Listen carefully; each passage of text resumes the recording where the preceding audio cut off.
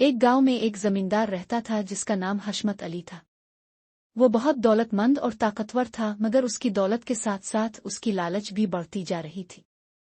وہ کسانوں کو معمولی زمین پر کام کرواتا اور ان کی محنت کا پھل خود کھا جاتا۔ اگر کسی غریب کسان کی فصل اچھی ہو جاتی تو زمیندار کوئی نہ کوئی بہانہ بنا کر اس کی فصل ضبط کر لیتا۔ گاؤں کے لوگ اس سے ڈرتے تھے، مگر دل ہی دل میں اسے برا بھلا کہتے تھے۔ زمیندار کو صرف اپنی دولت بڑھانے کا جنون تھا۔ ایک دن اس نے سنا کہ گاؤں کے باہر ایک سنسان زمین میں خزانہ دفن ہے۔ یہ سن کر اس کی لالچ اور بڑھ گئی۔ وہ رات کو چھپ کر وہاں گیا اور زمین کھودنے لگا۔ کئی گھنٹے کی محنت کے بعد اسے ایک صندوق ملا۔ اس نے صندوق کھولا تو اس میں سونے کی اشرفیاں تھیں۔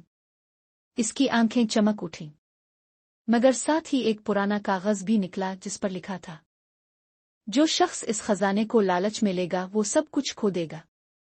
زمیندار ہنسا اور بولا، میں سب کچھ خرید سکتا ہوں، یہ بددعائیں میرا کیا بگاڑ لیں گی۔ وہ خزانہ لے کر اپنے حویلی آیا، مگر اگلے دن سے اس کی بدقسمتی شروع ہو گئی۔ پہلے اس کی فصلیں تباہ ہو گئیں، پھر اس کے مویشی مرنے لگے۔ کچھ ہی دنوں میں بیماری پھیل گئی اور اس کا مال و دولت ختم ہونے لگا۔ گاؤں والے حیران تھے کہ یہ سب کیسے ہوا۔ آخر کار زمیندار سب کچھ ہار کر گاؤں چھوڑ کر چلا گیا۔ اس کے جانے کے بعد گاؤں میں سکون آ گیا۔ کسانوں نے سکھ کا سانس لیا اور آپس میں مل جل کر کام کرنے لگے۔ اس کہانی سے ہمیں سبق ملتا ہے کہ لالچ انسان کو اندھا کر دیتی ہے اور دوسروں کا حق چھیننے والا کبھی خوش نہیں رہتا۔